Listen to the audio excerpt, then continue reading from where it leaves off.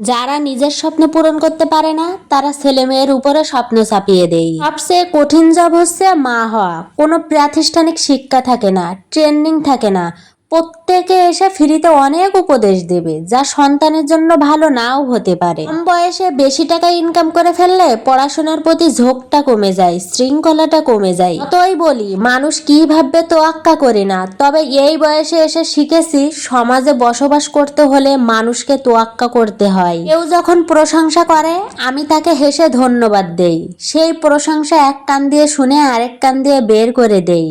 ওটা নিয়ে যে আত্মতৃপ্তিতে ভুগতে হবে বা লোকজনের সামনে বলতে হবে এমনটি করি না। সিগারেট খাওয়া মেয়ে কিংবা ছেলের ব্যাপার না, সিগারেট খাওয়াটাই খারাপ। আমি যেটা নিয়ে কথা বলি এক দল এর মধ্যে এসে ভালো খোঁজে আর একটা দল এর মধ্যে খারাপ খোঁজে। আপনি যদি নিজেকে সম্মান করতে না জানেন কেউ আপনাকে সম্মান করবে না। পৃথিবীটা শুধু মানুষের জন্য না, প্রাণীদের জন্যও।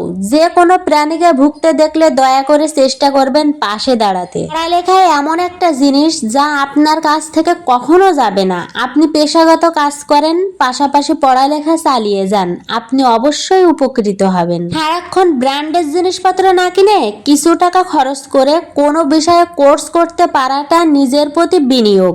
স্কিল থাকলে জীবনে কাজে লাগবেই, আজ না হোক কখনো না কখনো। শুধুমাত্র ক্যারিয়ার যে কোনো মানুষের জন্য কিছু হতে পারে না, ক্যারিয়ারের থেকেও অনেক বেশি কিছু জীবনে আছে। মোটিভেশন আপনাকে সফল করে না, ডিসিপ্লিন আপনাকে সফল করে। কঠোর পরিশ্রম করার উপকারিতা হলো আপনি খুব আত্মবিশ্বাসী বোধ করবেন। মানুষকে ছোট করে অনেকেই কথা বলে আনন্দ পায়, আমার কখনোই ইচ্ছা হয় না কাউকে ছোট করে কথা বলা। তবে হ্যাঁ, কাউকে না কাউকে মাঝে মাঝে পাল্টা উত্তরটাও দিতে হয়। এই পৃথিবীতে আমরা একবারের জন্যই আসছে, আর দ্বিতীয়বার আসা হবে না। তাই এই ছোট্ট জীবনটাকে বেশি তিক্ত না ভেবে মাঝে মাঝে মিষ্টিময় করে তুলুন। কথাগুলো ভালো লাগলে অবশ্যই একটা লাইক কমেন্ট শেয়ার করে যাবা। আল্লাহ হাফেজ।